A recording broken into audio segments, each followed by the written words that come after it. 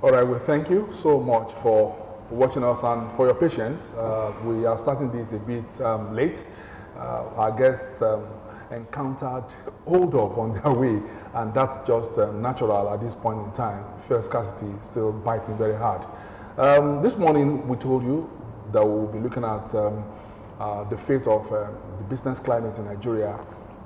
Now that the price of diesel is really skyrocketing. It's gone to 720 naira per liter. We also understand that it's a paper that actually said it's 730 naira. So you can see that the difference is just very, very insignificant, just 10 naira. We have two gentlemen in the studio this morning to look at this issue.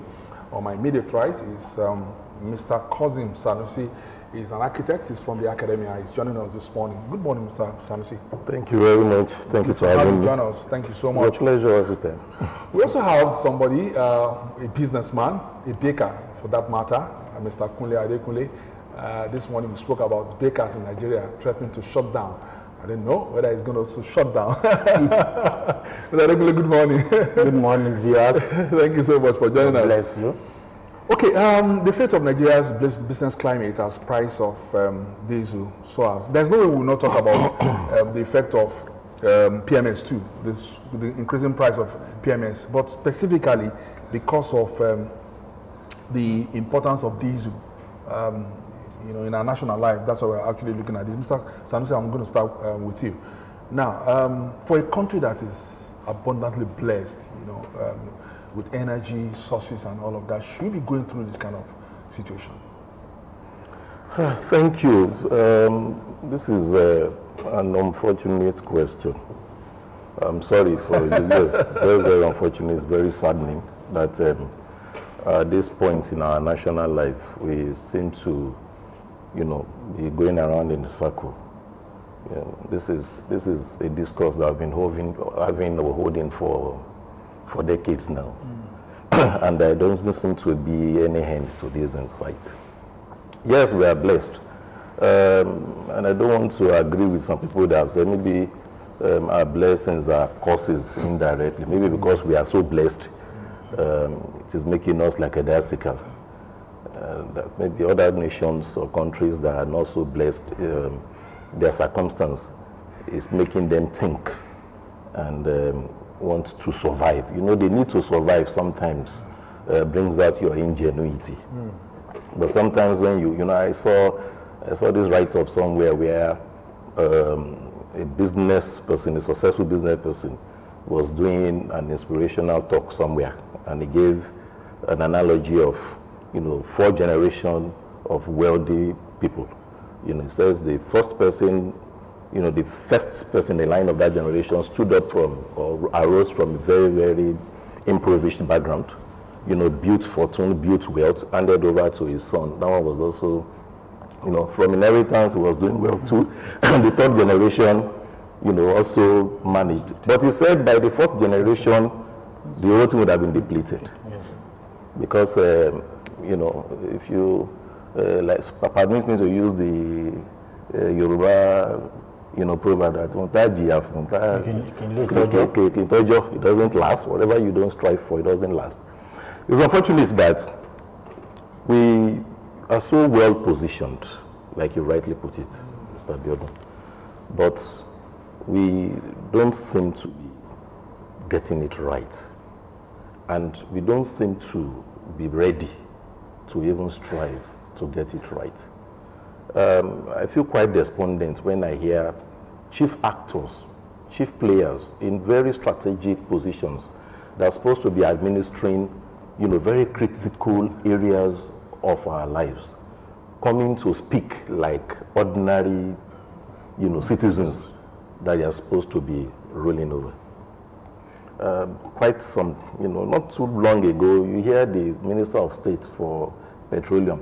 You could say that he's almost throwing in the towel on this situation by saying that there's nothing. To come out and openly say that everything they have done today is not different from what has been done in the past decades and past administration.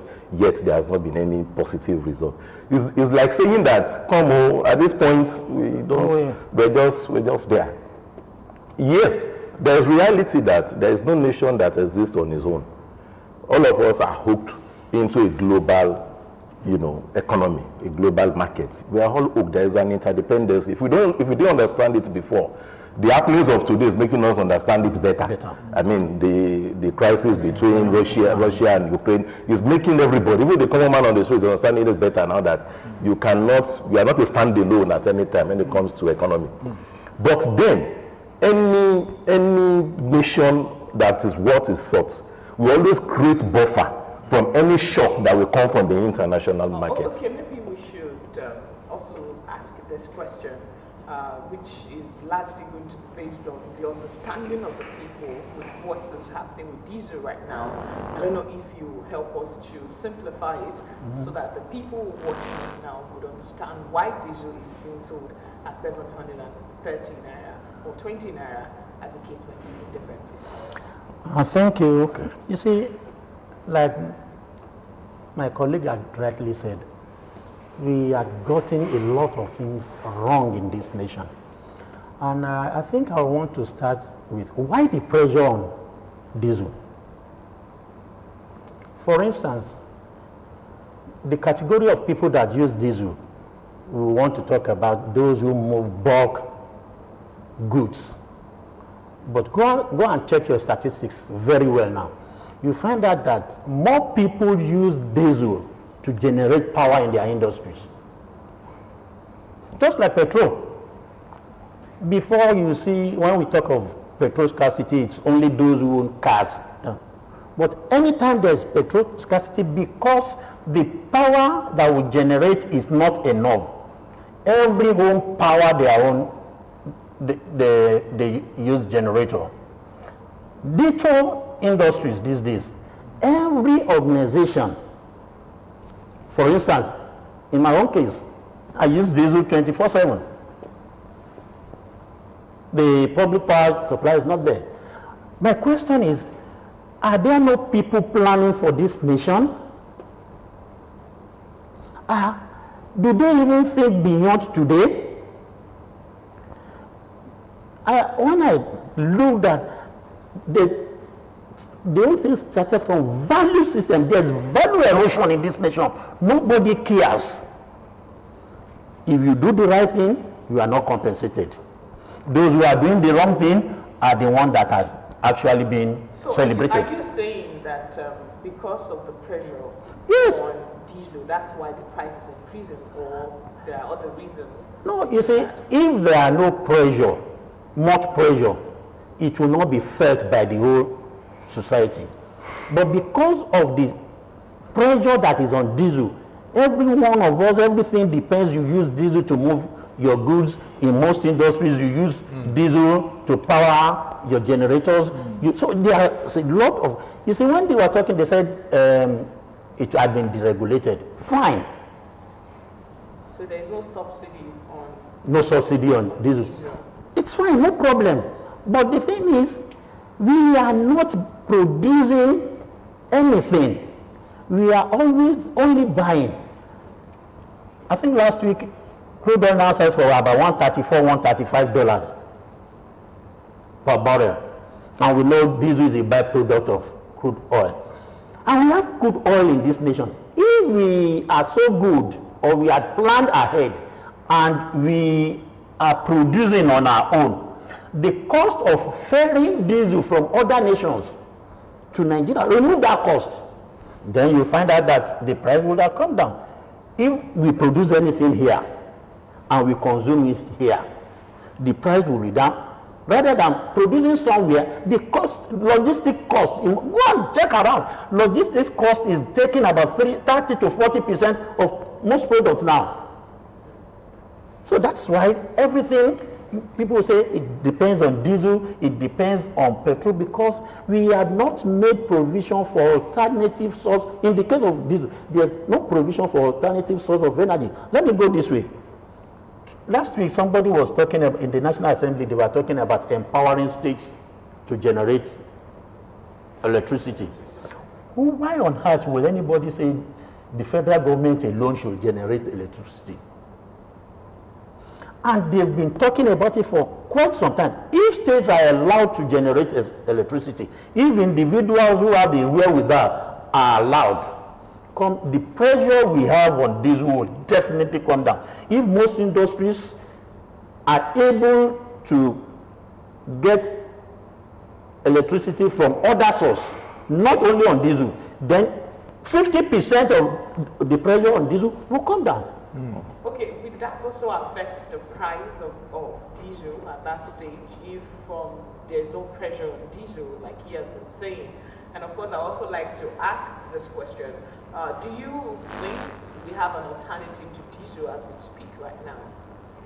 Well, I doubt if that, even if we reduce our dependency on the pricing of diesel, yes, normally if you follow the natural law of economy, the demand and supply, yes, it may force down the demand for that use because, and maybe one way or the other reduce the clamor, because when the clamor for demand reduces, maybe the supply will also change. But as it is today, there is hardly anything we can do about those prices. We are just opened to the forces of the international market, of diesel as it is. There's nothing we can do, like my colleague here did say, that the downstream sector for diesel has been deregulated. So it means that whatever obtains there is what we get in our own market here. But it's so unfortunate that we are in this position. I keep saying it. I mean, yes, we would always want to look at other attendant factors that would assist, our manufacturing sector, our production sector, and all the sectors of the economy. There is no sector of the economy that is not touched now by this situation. So we can't limit it to just the manufacturing. Yes, we would always look for alternative power supplies and everything.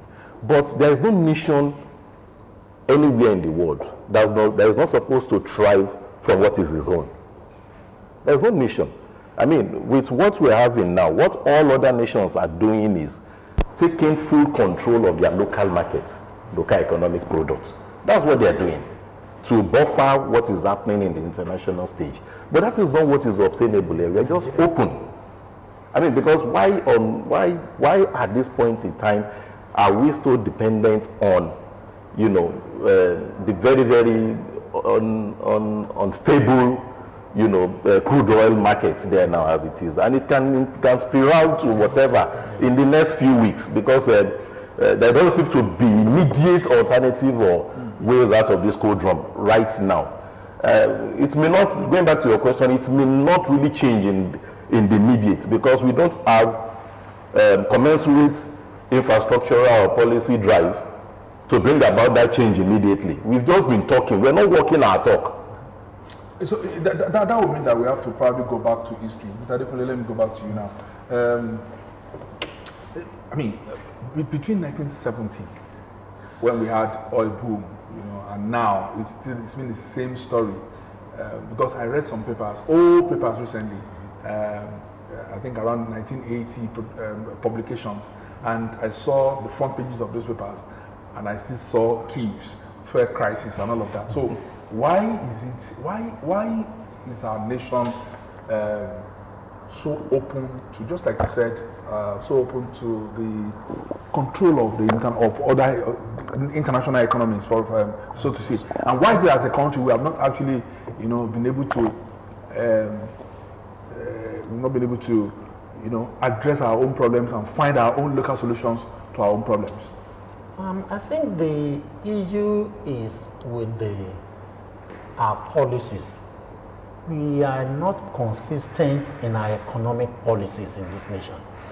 And what I found out is, even during the military era, whenever anybody comes, he wants to do his own thing his own way. And they had forgotten that government is a continuous thing. There's no consistency in economic policies in this nation. In other nations, you can say, okay, if you want to invest, you can sit down, look at their policies, economic policies, read through, and make your projection straight. And 80% you will be correct.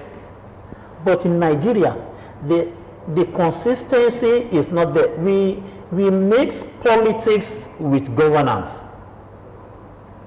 They are two different things.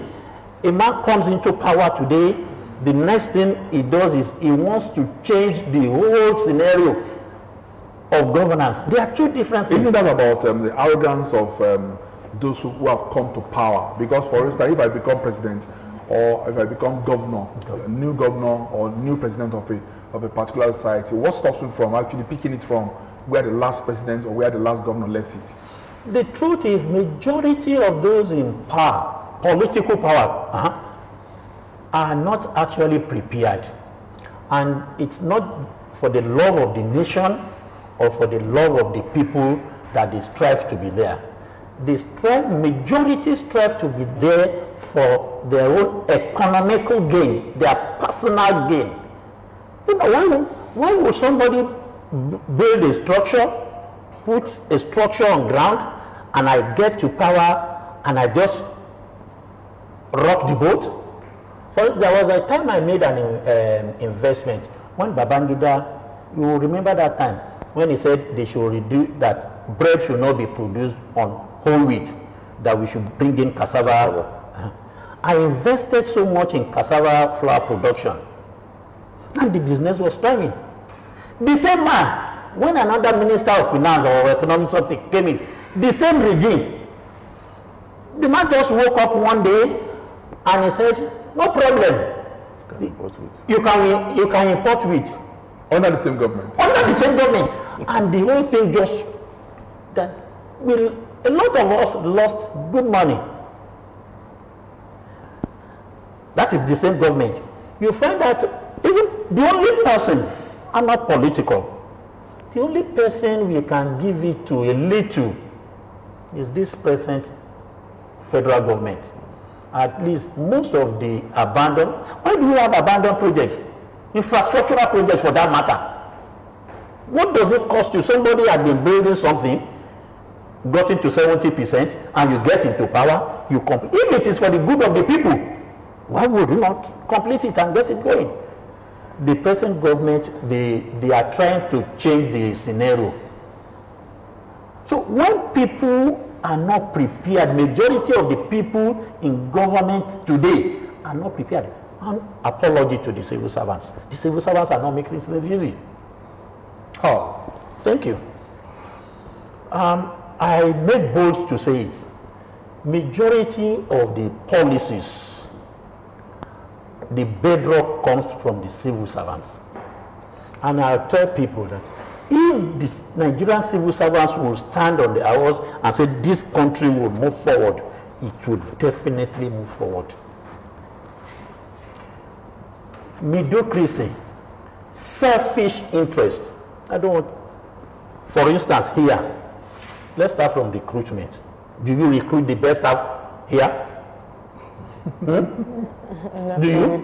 No, don't answer. I'm not as expecting you. We do. No. Sonia just got here. She's one of the best around. One in 1,000. You see, it's the civil servant. It is only in Nigeria that you will see a civil servant that is in charge of awarding contracts, and all the contracts will be awarded to his own company. But don't you also think that that will happen when the government, whoever leads that government, whether at the federal level or at state level or at local government level, abandons what he or she is supposed to do? You know, because there must be somebody in control. You know, I don't think any civil servant really want to go haywire, you know, without being controlled. I think there is still mechanism of control for such civil servants. The reason why the civil servants are constant on ground is for them to be able to be the right guard. So when the government comes in to direct them, tell them this is what is on ground.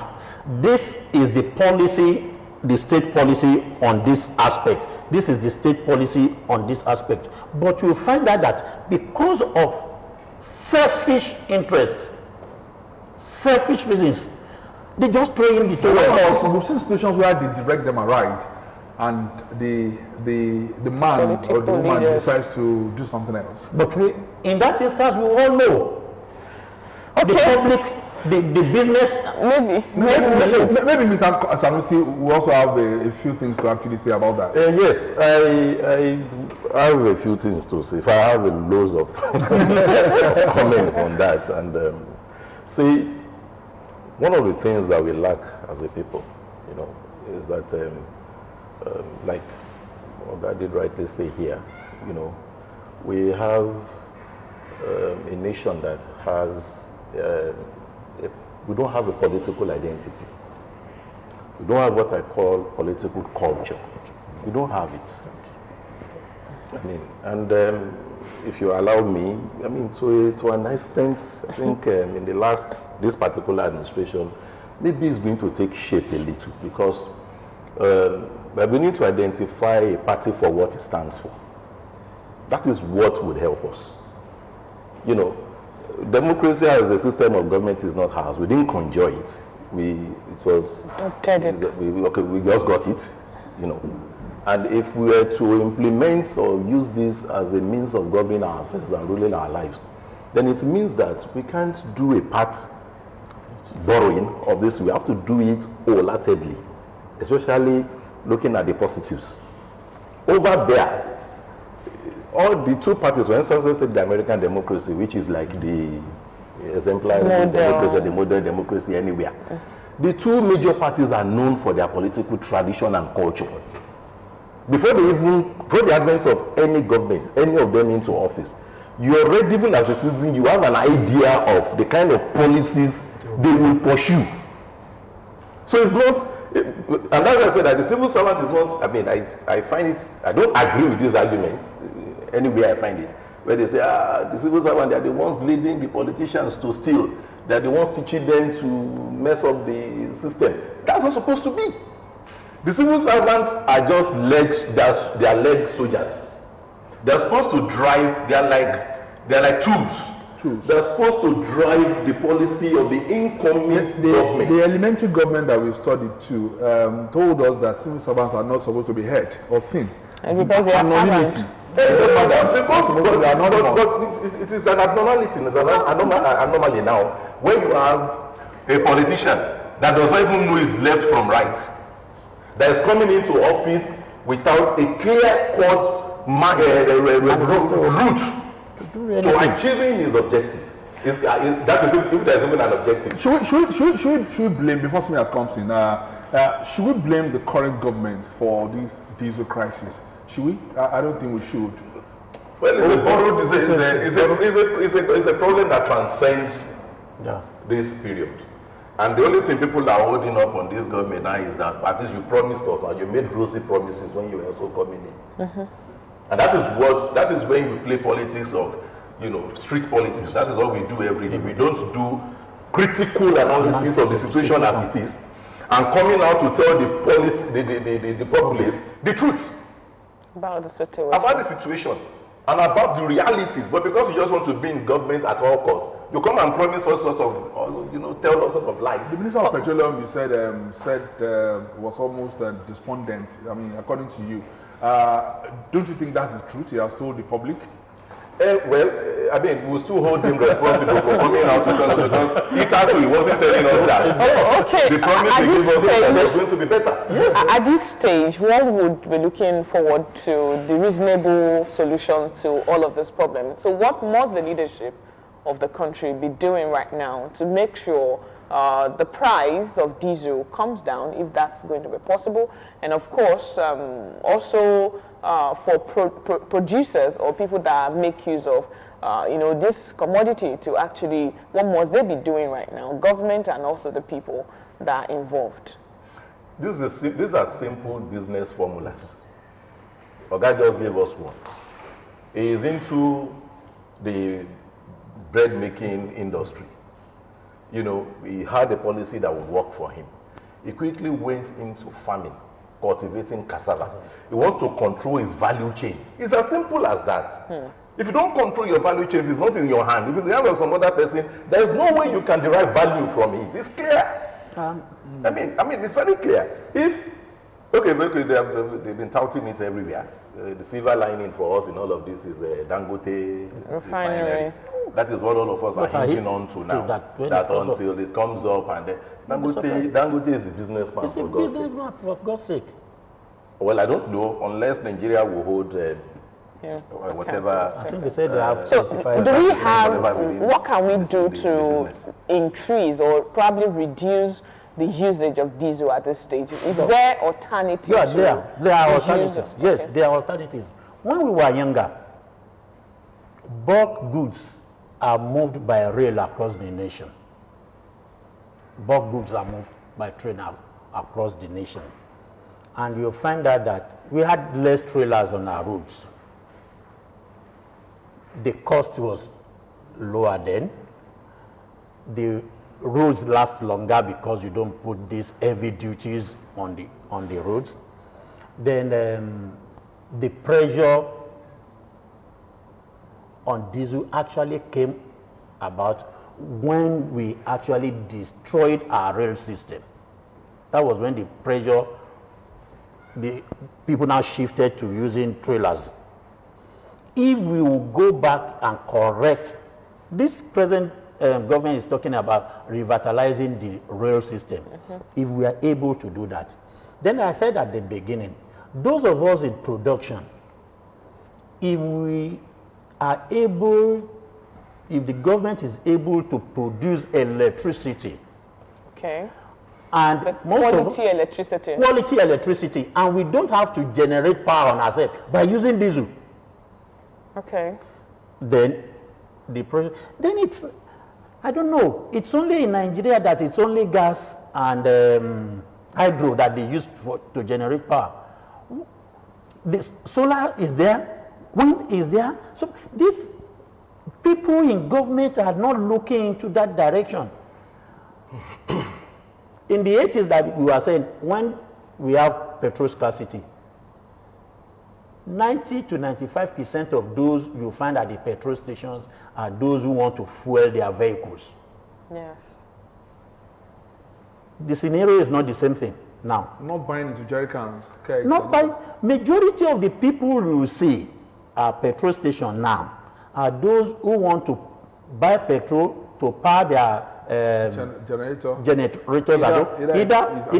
a welder, a barber, an hairdresser, the woman that grinds pepper, and those of us in this. Have you now realized that those petrols, in those days, when you want to build petrol stations, if you don't build on the main road, you are not likely to sell. Exactly. But these days, those petrol stations that are built in the inner areas, they still find market. They still find market, and majority of their market is from those who buy around for their. So the pressure is so much on petrol and diesel these days because we have left the alternatives that we have untapped. And you see, like market forces, if the pressure is much, let me give you. Last week, I bought diesel continuously in a petrol station for 9 days. The first day I bought 420. The next day I got to it from 420 to 530. The next, every day, from the same station, it was increasing by 20 naira. The same station, I bought consecutively for 9 days and at different prices. For 9 days? For 9 days. At different prices. So let's also look at he was talking about checks and balances, the people that are supposed to look at the things they do, as you've been mentioning.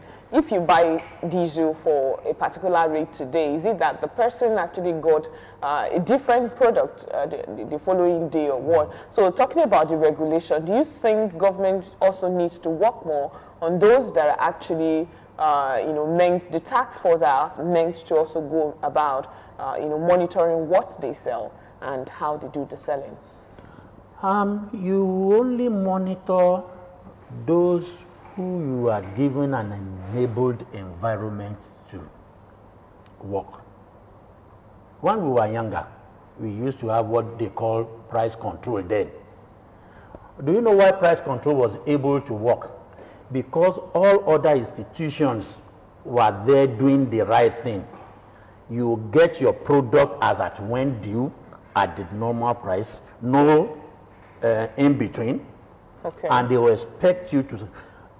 I complained to one of the petroleum marketers, and he told me, look, for me to have diesel continuously in my station, I had to do this, I had to do this, I had to do this, I had to pay extra. Come. Okay, so, as a businessman, okay, so you will need to cover his cost. So it's the extra. Yes. It's the extra. Because I was going to actually ask you, what have you been asking? Did you ask them any question? If you bought for 430 and the following day 500, did you ask questions? Do you know what? The cost of moving your lorry, either from Lagos to Ibadan or from Lagos to Kaduna, apart from fuel, there's this other provision that they say on the road. On the road. The cost of on the road settlement is higher than the cost of fueling. Okay, maybe you, Dr. Sanj, maybe we also need to look at another crucial part. If we have to get out of this right now, we need to be doing something different. What are the things you think the government should be doing differently, just so the result would also be different at the end of the day? Well, it's not rock science. It's clear and it's open. What we need to do differently, it has resonated here even in our discussion. We're not suffering death of policies or plans. We're not. That I keep saying repeatedly. The economic committee headed by the vice president, yes, in the economic plan on energy, one of the projected policies, the plan, is to ensure that every household has solar. Where is that today? There was a time range given for that. And where are we today on that? So I think my opening talk, I said the Minister of State for Petroleum said, there's nothing that they are doing today that has not been done in the past. But yet we're not getting results. So how they are doing it is it's not about policy now. It's about the will to do what is correct. The will. And it's not policy that every time we have this discussion, it comes back to that. So are you looking at the possibility of, subsidizing diesel if the cry continues? The bakers are already talking about shutting down, and of course a lot of companies will also, businesses will be folding up because of the cost of production with respect to the cost of diesel. Are you looking at government actually looking into that aspect of bringing back subsidy into the diesel? The reality is that we are in a crisis. Okay. There is an economic crisis right now. The budget that we are running right now, as at January, was running a deficit of about 6.something trillion naira. And that has been adduced to, a chunk of that has been adduced to this subsidy payment. That is so covered with all sorts of, it's so easy. And it's so disheartening when you hear those are the top level coming to say that it's also not, those two don't understand it completely. To be precisely ourselves now, that the subsidy system or regime, they don't have complete understanding of it. What will happen? If you have that kind of situation? What do you think? What do you think will happen in a Western country if the man that's in charge of a particular sector in a country as big as Nigeria comes out to say is completely at a loss about certain things? What do you think should happen in a different society where we have correct, how will I put it now, jurisdiction, distribution of powers and everything, and one aspect of governance is not solvent in the problems.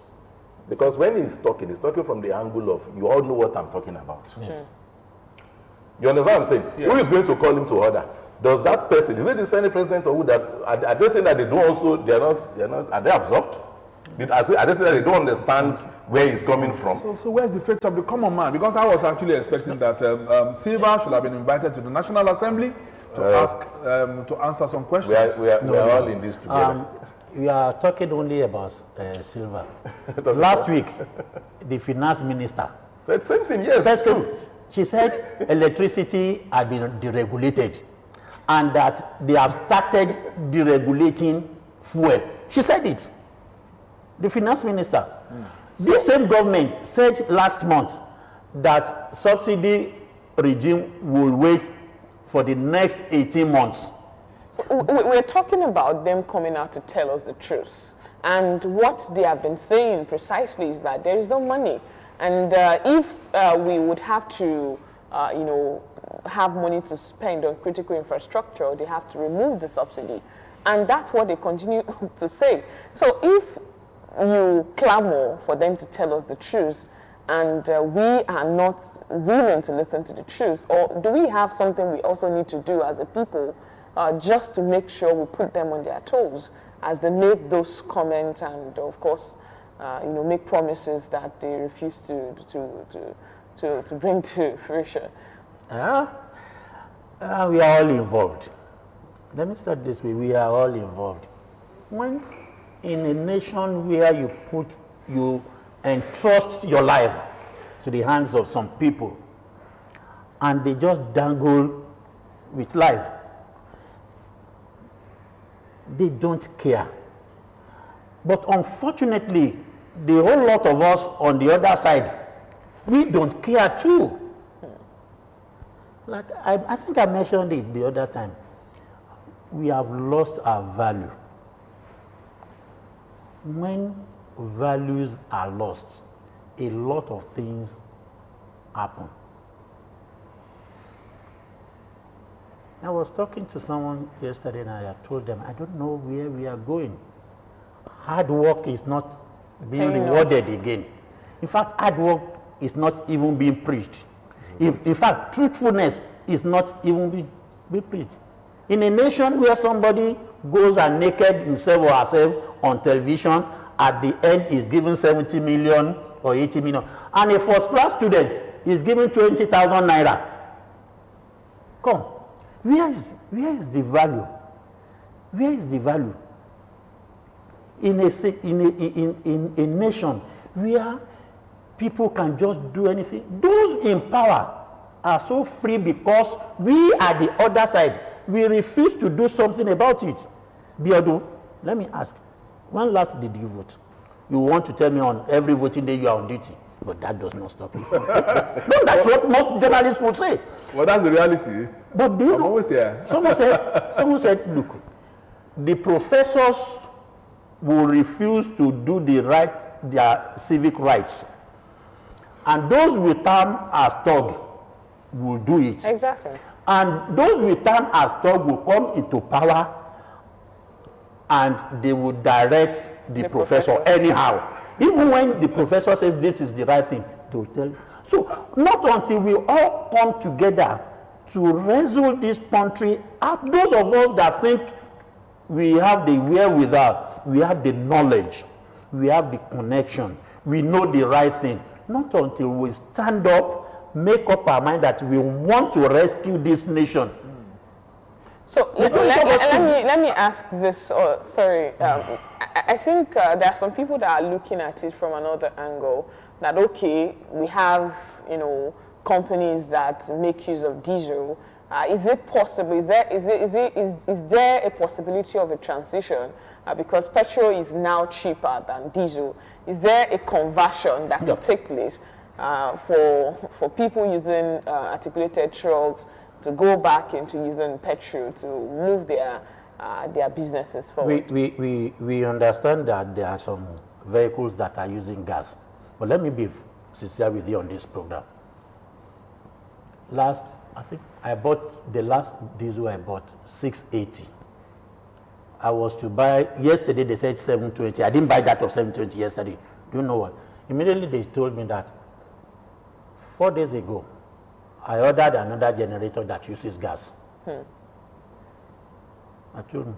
They brought that generator yesterday morning. By 3:30, I fixed up that generator that uses gas. I bought 25 kg. Industrial generator, or No, it could be used for domestic purposes? It's 9 kVA. Not that, but as far as I'm concerned, it can power a part of my bakery that will keep. So, yeah, I was using 15,000 diesel per day. 1,000 naira. 15,000 per day. 15,000. If I'm to buy at 720, I'll use about 18 to 19,000 naira per day.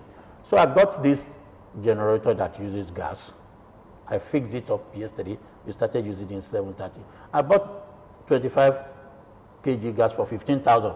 Then I told my wife, let's run. If this gas will last us for 3-4 days, then it means it's an alternative. It's an alternative.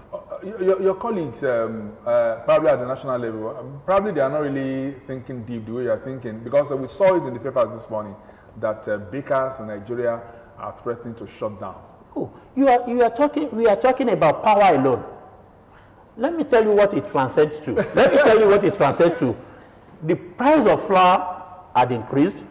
The price of sugar had increased. The price of all material that is used had increased. Well, we just witnessed certain level of increment in the cost of bread that we do by loaf of bread recently. I don't know, that was the excuse you gave us, that the flour, no longer gets them at the usual price, and of course the sugar and all of that, and that was the reason for the increment. My sister, my bakery started producing 25th of December 2019, and then I bought a bag of flour for 8,150 naira.